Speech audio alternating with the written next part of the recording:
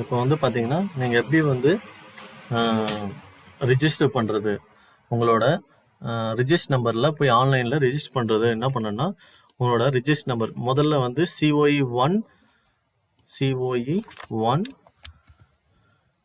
Dot annaunu.edu இதுக்கு enter பண்ணிங்கன்னு வச்சுக்கோங்க. உங்களுக்கு வெப் ஹோம் பேஜ் வரும். ஓகேங்களா, ஹோம் பேஜ் வந்துடும்.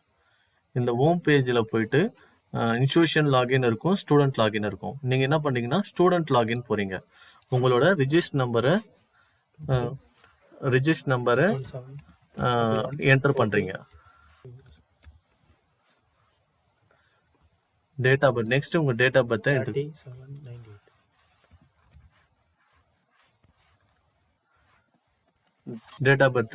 என்ட்ரி பண்ணிடுறீங்க.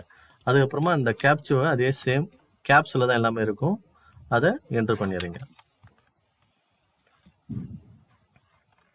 ஓகே, அதை லாகின் பண்ணுங்க.